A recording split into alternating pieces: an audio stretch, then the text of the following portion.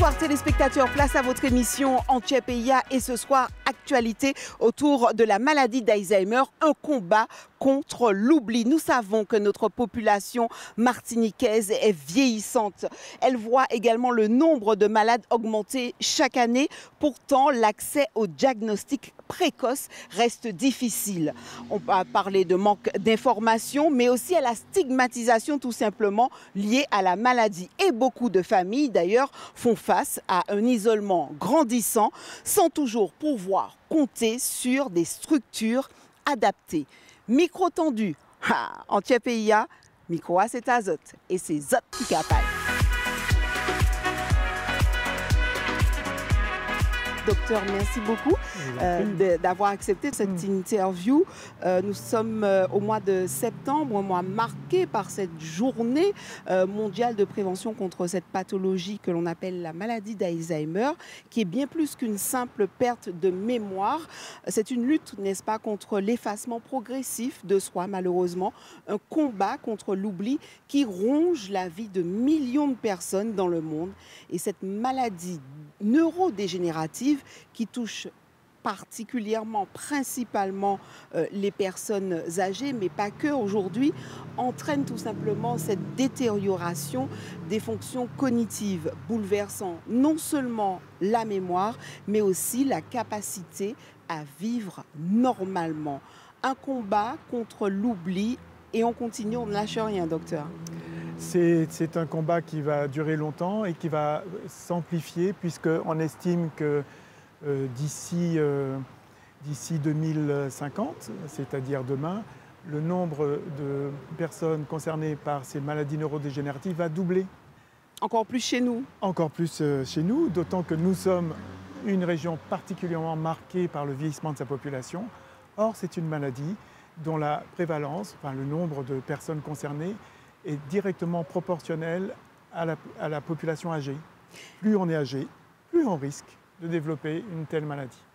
On le voit aujourd'hui, malheureusement, dans notre quotidien, beaucoup de personnes qui sont recherchées par les familles, qui abandonnent, qui quittent leur domicile à la recherche d'eux.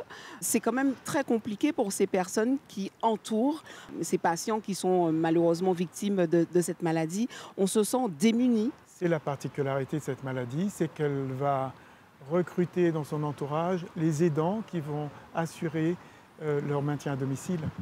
Or, ces aidants ne sont pas des professionnels de santé, n'ont jamais reçu de formation spécifique et vont devoir gérer en pensant faire au mieux avec bienveillance.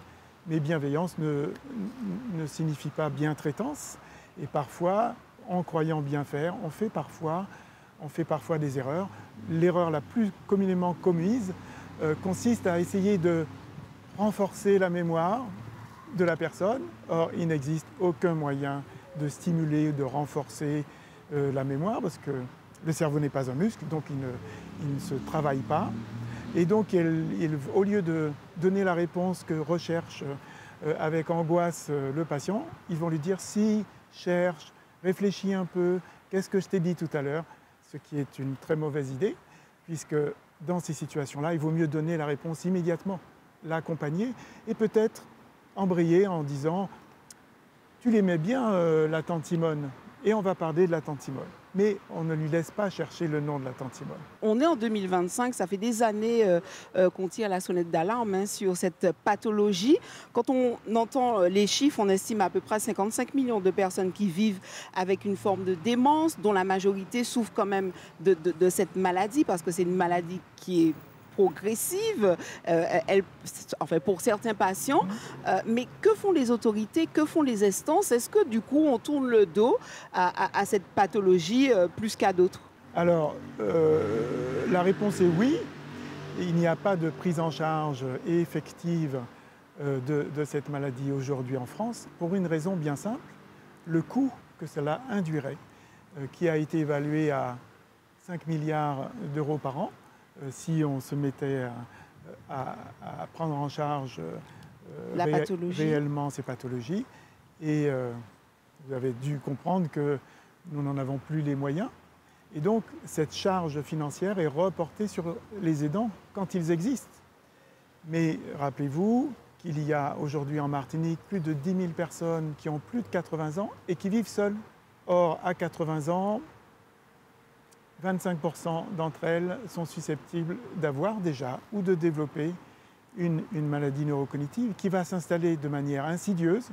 Insidieuse, ça veut dire on ne sait pas très bien à quel moment ça a commencé, mais qui va s'aggraver progressivement, inéluctablement. Et c'est au moment où elle mettra le feu à la cuisine qu'on va dire « Oh, mais qu'est-ce qui se passe ?» Et alors qu'on aurait pu anticiper, prendre des précautions, supprimer la gazinière, la remplacer par une plaque électrique, mettre à disposition une aide ménagère, faire venir une infirmière. Et ça commence par un diagnostic qu'il faut poser. Alors ça commence par un diagnostic, et ce diagnostic se fait dans les consultations mémoire spécialisées, en neurologie, parfois en psychiatrie, mais les psychiatres sont débordés, eux aussi, encore plus que les gériatres, ou que les neurologues, donc avec une grande difficulté ici sur notre territoire, parce que nous manquons beaucoup de spécialistes. De neurologues, de gériatres. Voilà, ces trois spécialités sont en grande difficulté.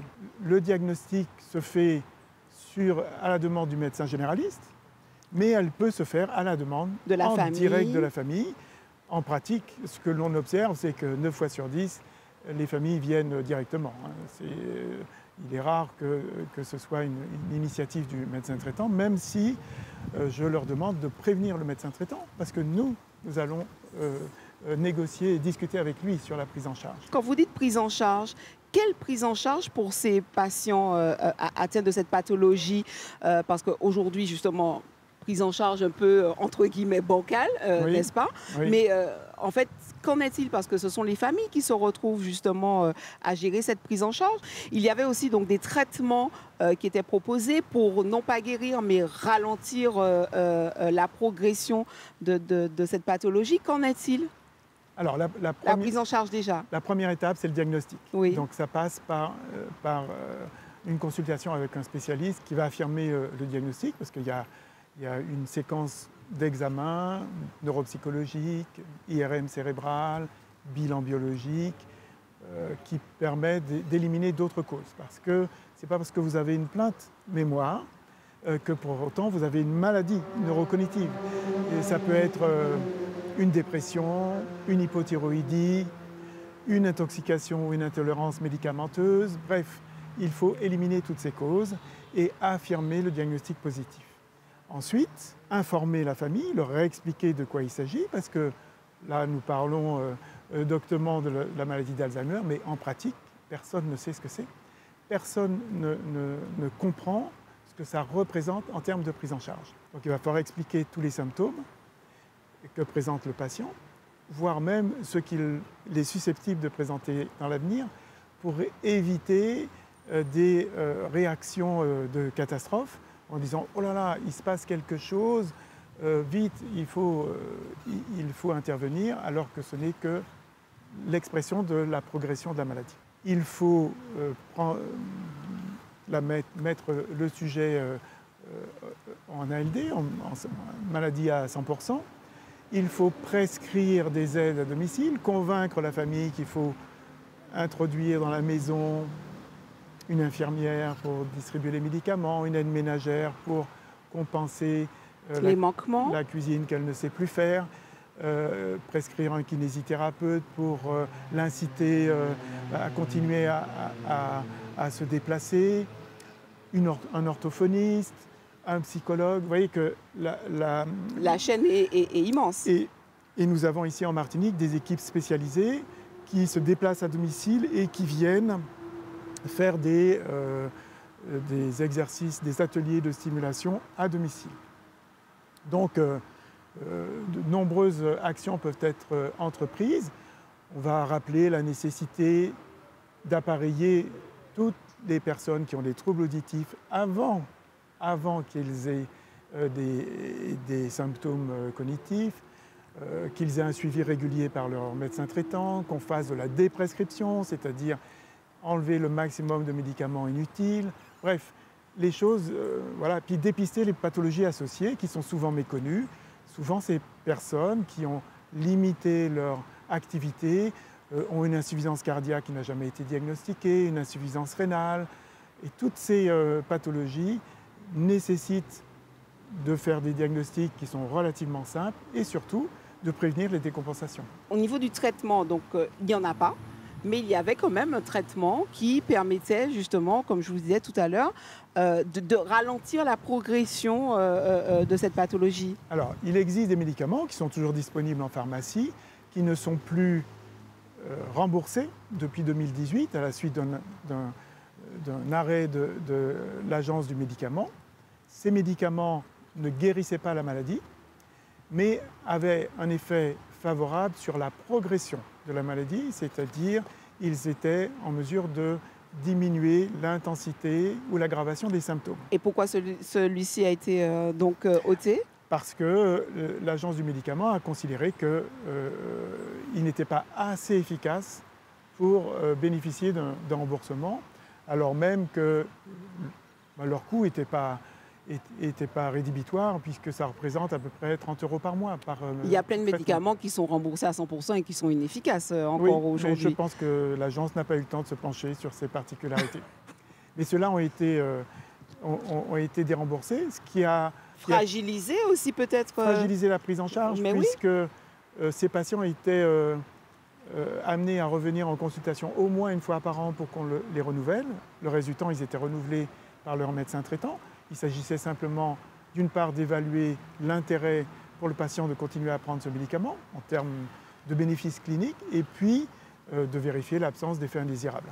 Mais aujourd'hui, il n'y a plus de médicaments remboursés et les nouveaux médicaments qui sont les anticorps monoclonaux se trouvent d'abord ne pas être autorisés par la Haute Autorité de Santé, donc pour l'instant, il n'en existe pas en France, même s'ils sont autorisés aux États-Unis et en Europe.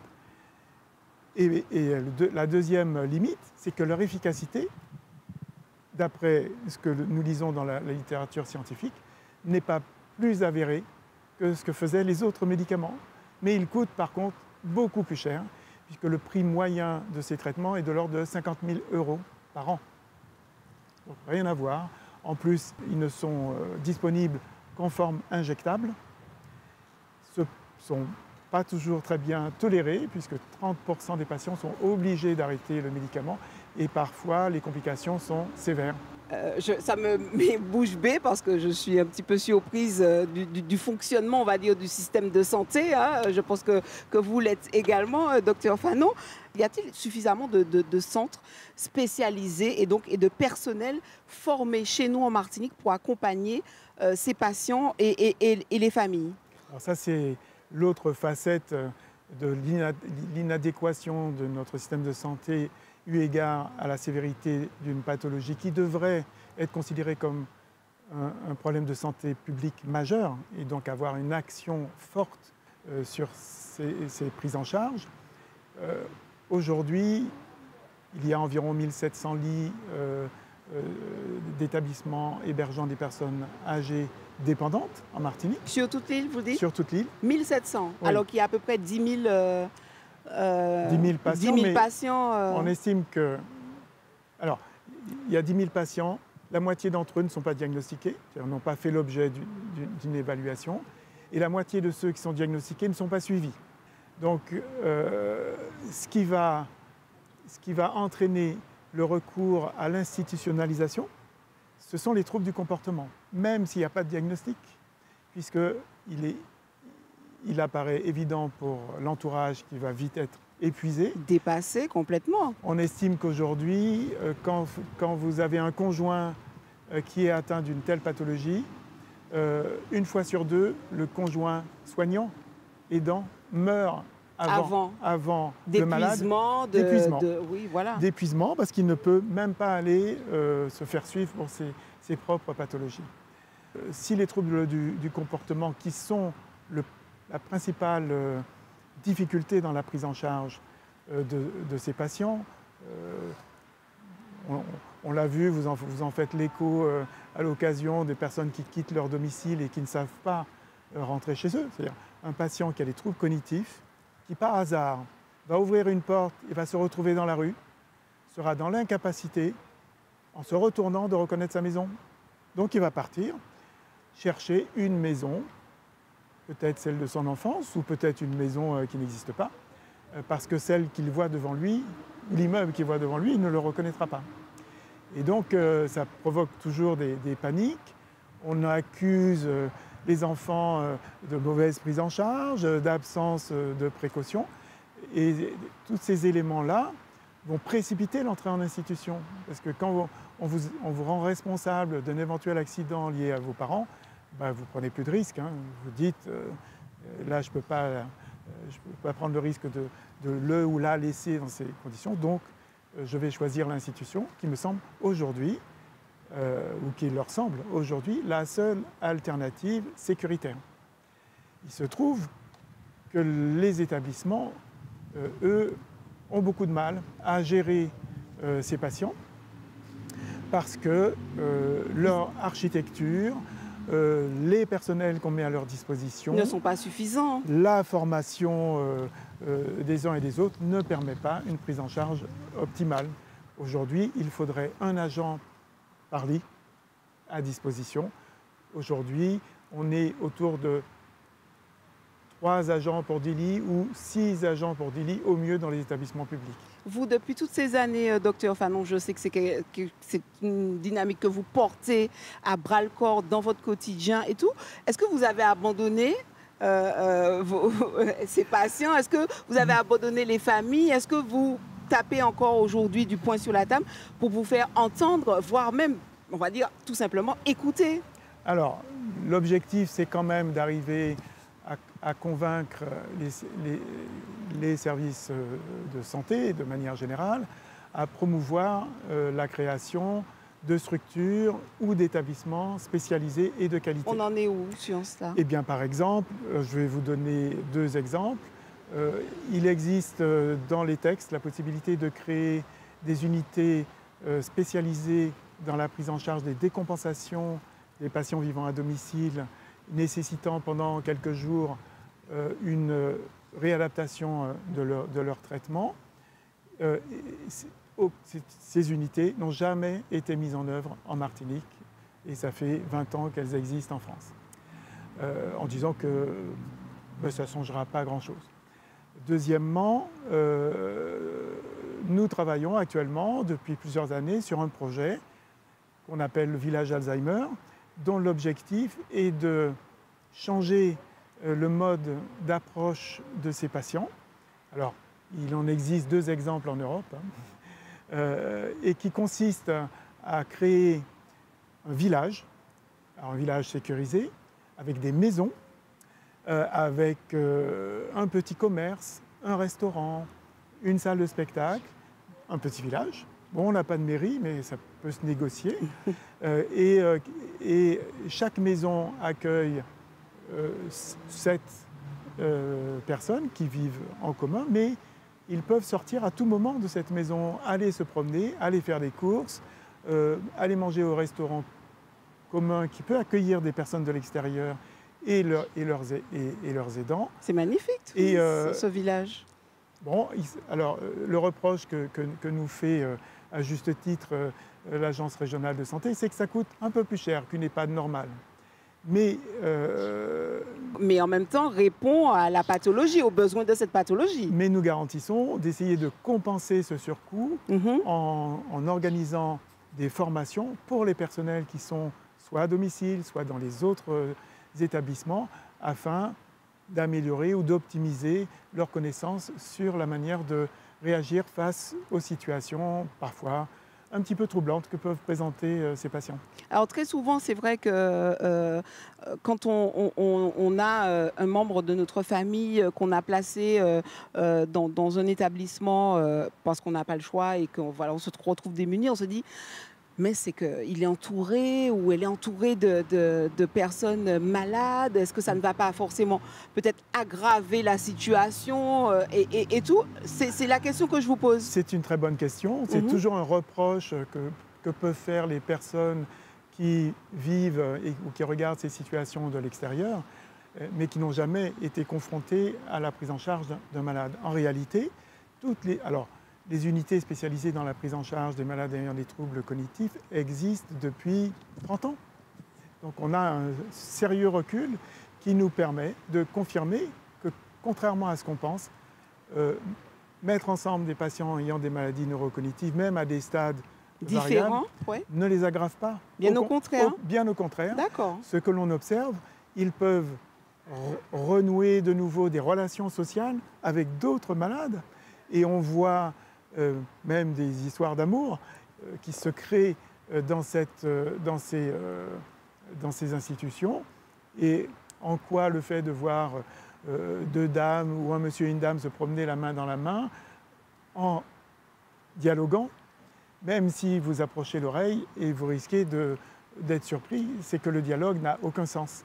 Mais pour eux, il en a. Il en a. Docteur, ce sera ma dernière question. Que peut-on faire au vu de la situation qu'on vient d'évoquer sur la réalité du système de santé chez nous, en tout cas? Que peut-on faire au quotidien pour réduire les risques de développer cette pathologie qui est la maladie d'Alzheimer? Alors ça, c'est le résultat de nombreuses études épidémiologiques prenant en compte des centaines de milliers de personnes. On s'est rendu compte qu'en appliquant les conseils relatifs à la prévention des maladies cardiovasculaires, en gros le régime méditerranéen, manger de la viande pas plus d'une fois par semaine, réduire sa consommation de poisson à cause de la concentration en métaux lourds, augmenter la quantité de légumes verts, diminuer la quantité de sucre, arrêter l'alcool et le tabac, appareiller les patients et faire de l'activité physique. Bref, quand vous associez tous ces modes d'hygiène de vie, vous diminuez la survenue de maladies neurodégénératives de 40%. C'est négligeable. Et la preuve en est qu'on constate, contrairement à ce que l'on craignait avec le vieillissement de la population, on craignait que le nombre de malades allait augmenter. Eh bien non, il augmente moins vite que la population ne vieillit. Donc c'est un espoir qui est confirmé. Merci beaucoup, docteur Fanon, d'avoir répondu à toutes ces questions. Merci, bon courage à vous, parce que c'est un combat contre l'oubli, mais c'est un combat également avec notre système de santé. J'ai envie de dire que c'est un combat contre l'Alzheimer, et c'est donc un combat de tous les jours qui nécessite tout simplement une mobilisation forte, n'est-ce pas?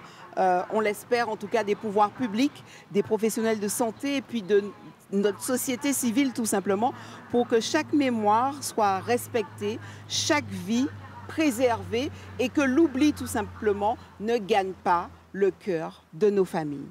C'est ainsi que s'achève votre émission Anthiapeya. On se retrouve demain pour un tout autre sujet.